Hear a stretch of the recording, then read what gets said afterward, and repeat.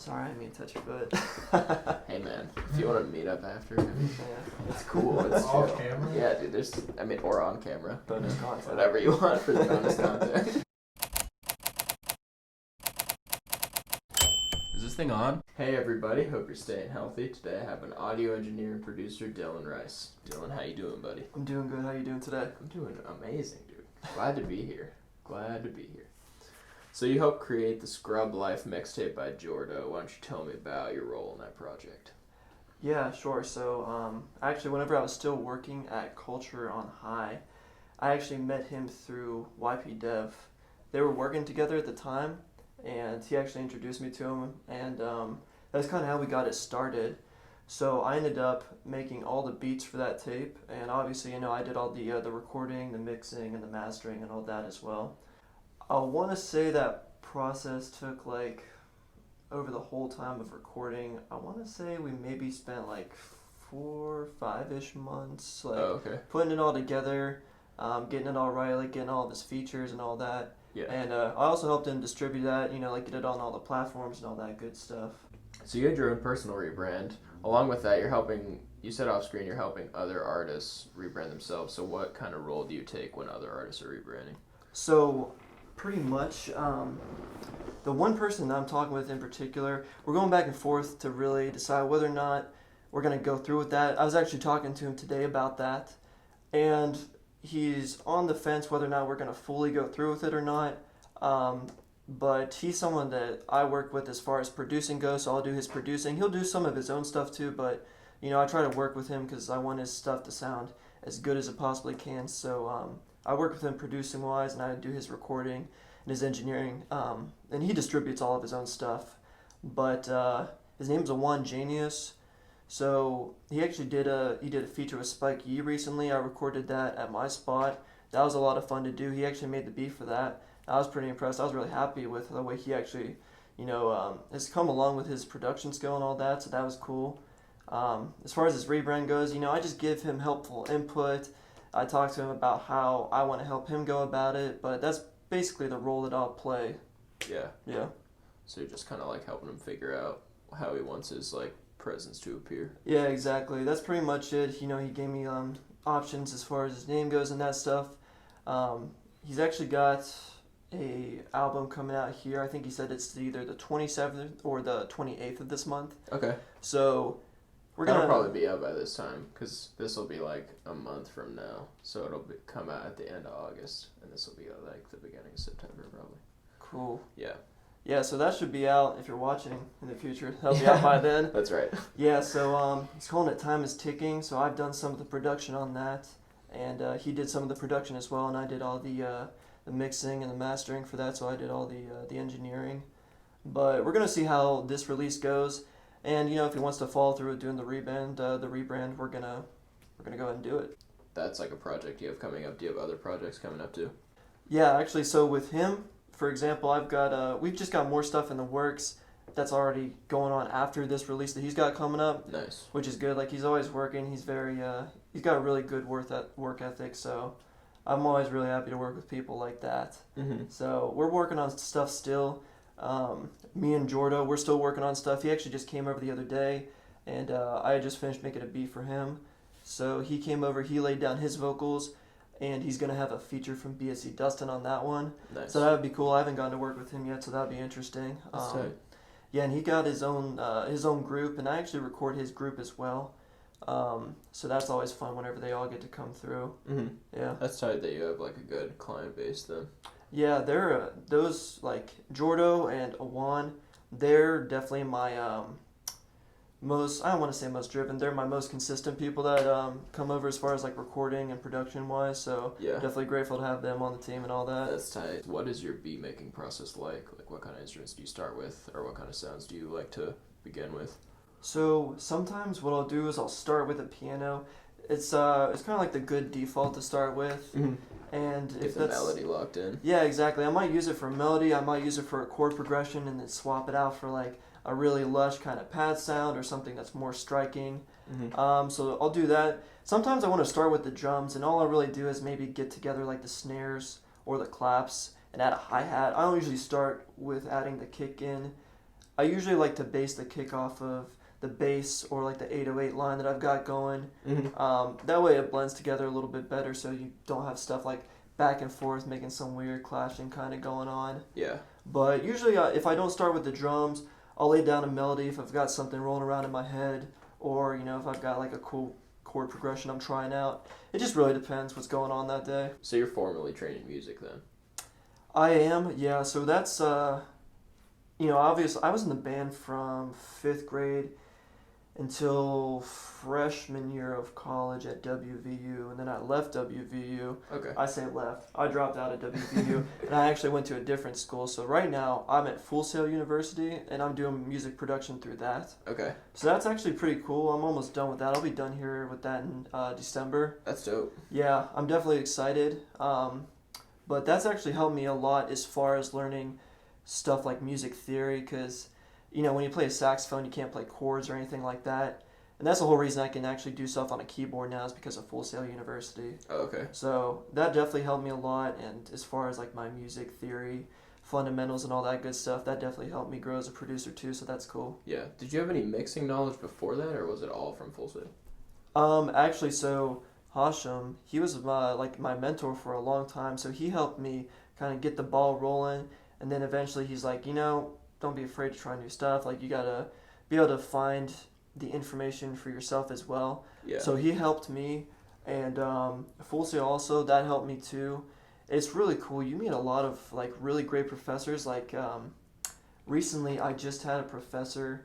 His name is Fight Ren. He actually did all the engineering for the Backstreet Boys. Oh, that's tight. Yeah, he's a really cool guy, and his engineering knowledge, like, that helped me just a whole lot as far as helping stuff sound more natural. So that for me, like, that helped me take stuff to like a whole new level. So that was amazing. YP Dev was like one of the first people to start putting out music from, I guess, our little like small era of music in Morgantown. Did that kind of like help you take that step into like wanting music to be more than just a hobby? I think I kind of did that for YP actually. Oh, okay. Word. Yeah, because we moved in together. When was it? I want to say it was like it would have been 2016. So we moved in together, and I was like, hey, I think this is what I'm gonna do, because I was still trying to find like my way in things after I left WVU. So I was still trying to find my way of what I wanted to do in life and all that stuff. And I know I wanted to do something music-wise, so, I started doing this. I'm like, we had just kind of casually talked about maybe making something out of it. Mm-hmm. Then, eventually we sat down and did it, and I had a really terrible microphone at first, and like we just recorded his vocals on that, just like in an open room, like whenever I was still living in the basement. Like, of course. It was that was rough. I'm glad we went to Hashem to do like the actual recording, because I did not have like any of the setup. Like, there's no acoustic paneling, like there's none of that stuff. So it was like super reflective, and like I didn't know how to mix either. Like, it was just a mess. Yeah. Was it weird to go from like such a structured, like coached way of performing music to how you are now? A little bit. You don't have the guidance, Yeah. Like just going through a band. Like, I was incredibly fortunate to have really good teachers to help me musically and understanding stuff. So that was really helpful. But yeah, whenever you're on your own, you don't have that structure. Like, you're not just like playing sheet music anymore. You're kind of just rolling solo, and it's a little weird. So yeah, At first, eventually you find a rhythm and you find what works for you, and it gets better from there. But starting out, it's definitely a little weird when you come from more of a formal sort of background. Do you think Morgantown is a good place for people to get involved in music? I think so.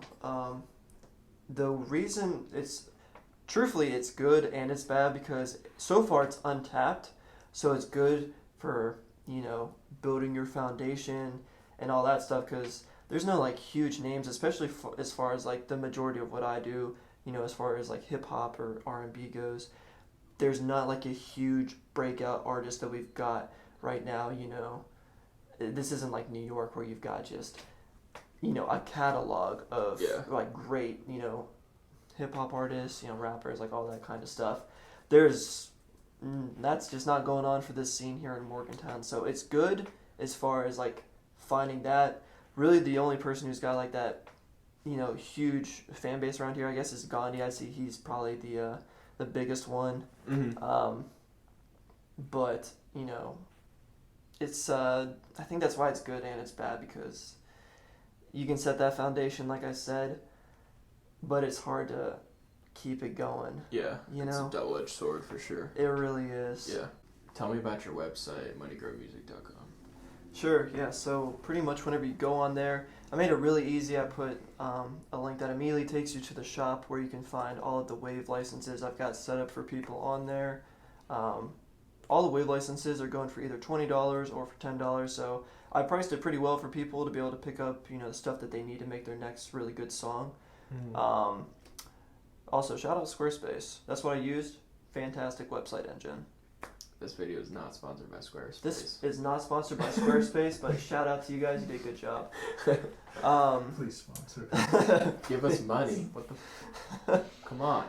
So yeah, but that's what I've been doing, at least to try to drive sales, since I'm not trying to expand on the client base right now for recording. Mm-hmm. So that's what I'm doing, and then I'm also doing remote mixing and mastering. So anybody who has their own microphone and they can send me the stems, what we call it, just their audio files that they've recorded and the instrumental that they're using. As long as they can send me that stuff, I can still do mixing and mastering services for them.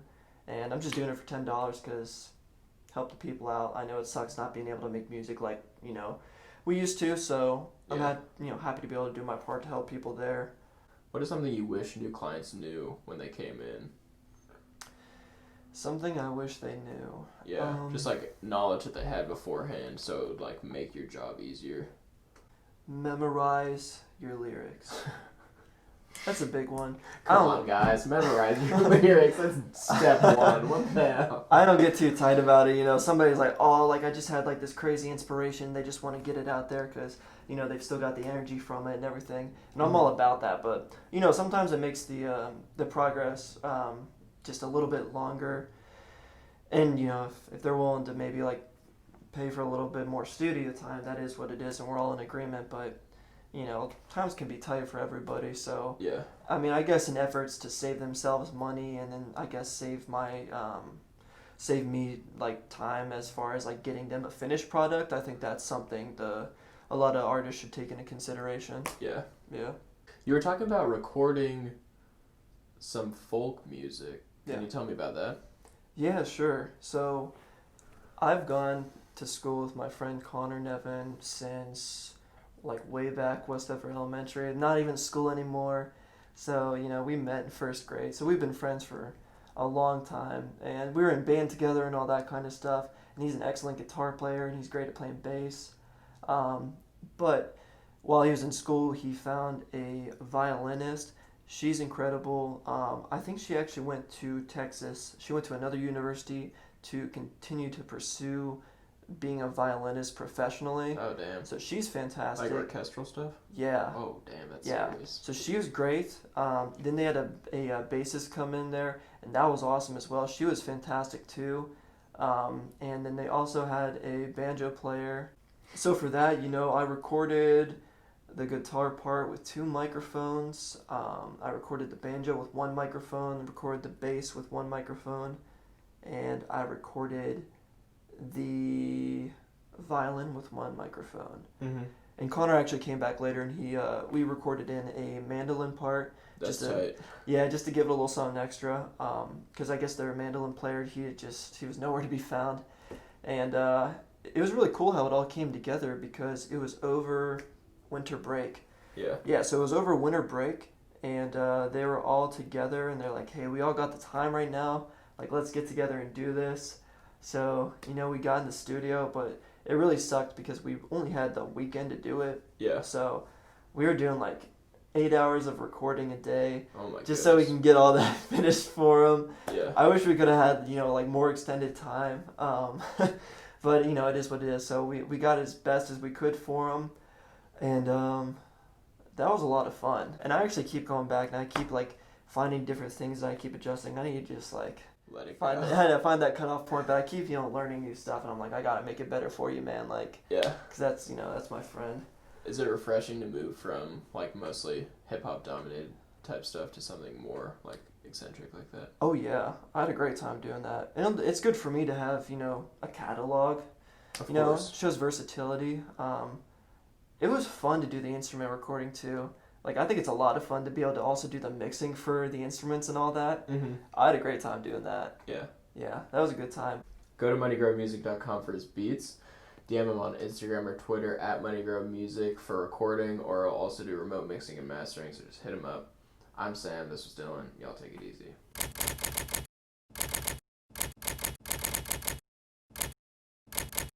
Nope, not it. I'm sorry. You're good. It's okay, we're just gonna The die of sweat's getting to dehydration. you. It is, dude. It's so hot. I'm sorry, this never happens.